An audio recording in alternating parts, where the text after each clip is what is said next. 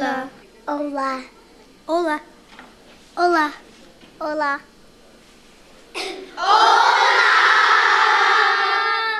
Yeah, my name's Matthew Ringstad. My son Hans and Liam.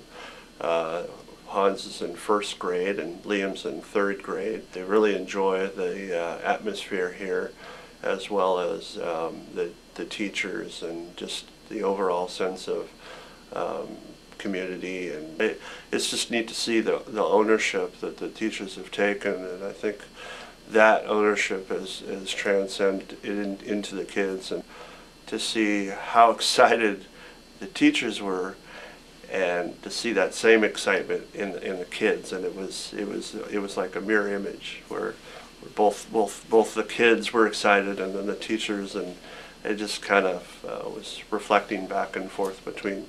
It was just exciting, and the questions those kids had, and the inquiry that they were doing around maps, and they didn't want to leave. The bell went, and they all went, oh. It was 2:27. Nobody was ready to pack up. One girl walked over to the others and said, "So what have you got, ladies?" And they walked up and they said they were sharing what they were writing. My name is Shelby Friesen, and I am a parent here at Northern Heights, and I have 3 children here. First grade, second grade, and third grade. So I'm here a lot and have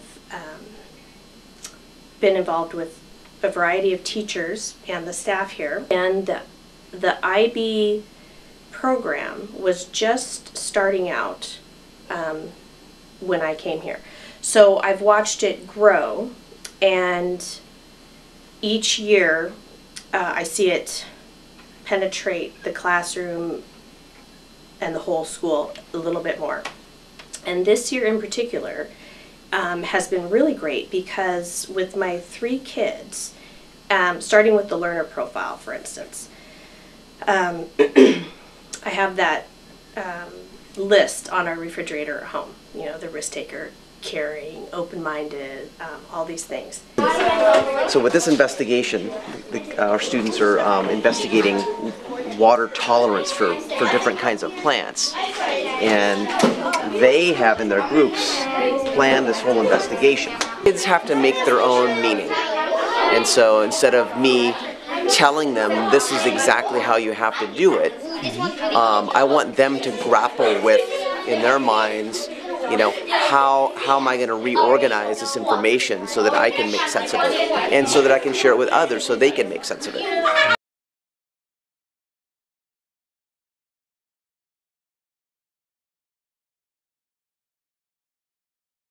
Is this cup empty?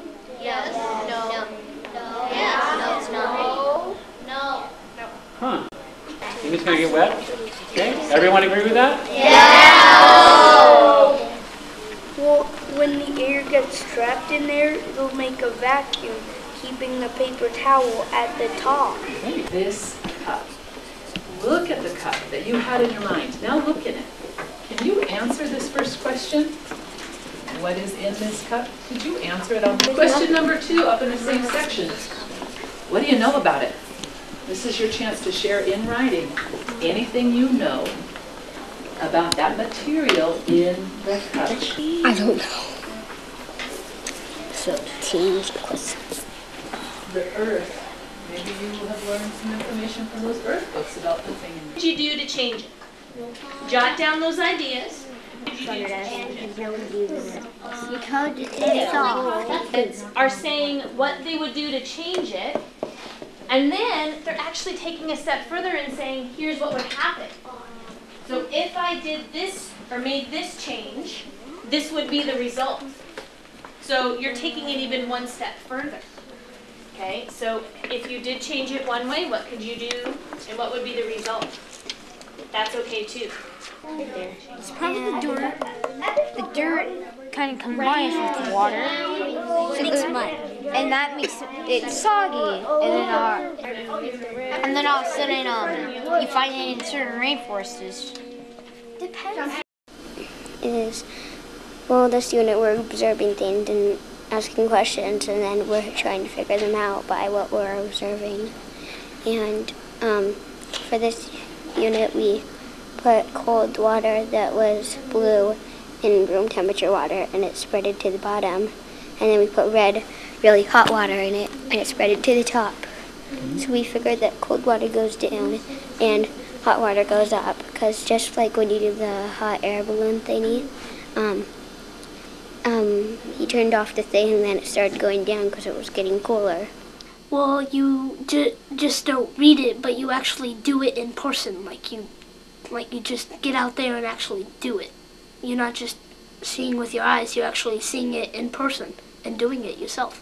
I really think it's really cool like learning people's other ideas, so you can get ideas to get new ideas. So it's like ideas throughout the whole entire room, going through another person to another person. Oh, cool. And do you think you learn more that way? Yeah, learning other people's ideas actually gives me more ideas. Huh.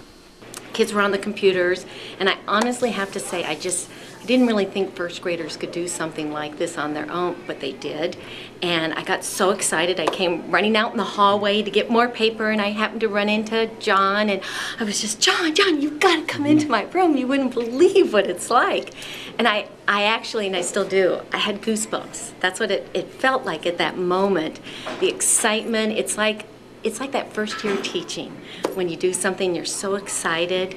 And that's what this became, and we used it for a couple of days. It's not something new, it's something I think we've always done, but I think it just heightened our awareness of what we should really be doing and what that love and putting it back into these children.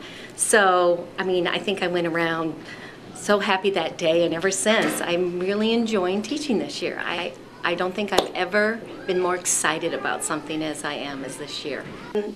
The other thing that I've liked, that I've noticed in particular with the teachers here, I think the teachers here are fabulous. Always have. And one of my questions when this IB program first came on, and you know, here we have budget cuts and all of this, and I just think teachers have the hardest job anyways. I'm thinking, boy, now they're being asked to really change things. For teachers who have probably lesson plans and things, you know, dated years back, and now they have to change it. And I thought, boy, that's asking them to do a lot of work. Well, what I have seen with all the teachers here, kind of a renewed excitement for their job, and how it just changes up. And if they're in a rut or something, I've just seen them all just go for it. And I think that is so impressive. We only get how many? I know. Yeah. We could do a lot here. We have research skills by organizing data, and then we have self-management skills by choosing a proper course of action, and their actions are based on facts. I just feel deeply privileged to be in a school that has this program, because it is just that extra, that little bit of extra where our basic public education can be enhanced. And I think it has, it just boosts the students. I've seen the teachers and staff, just everyone on sort of the same language, and I love how it has spurred creativity. They just take things to the one next level, and you can see it in the halls, and I'm just genuinely super excited about it and love being a part of it. Well, a very real part of me thinks, why doesn't everybody do this? I mean, it is just, it's fantastic. And I love that link that these kids are learning at such a young age, that how we connect to the bigger and greater world. Especially when we can just all be so self-focused. Not that I was ever a boring teacher, but I don't think I'll ever go back to it the other way again. This is very exciting.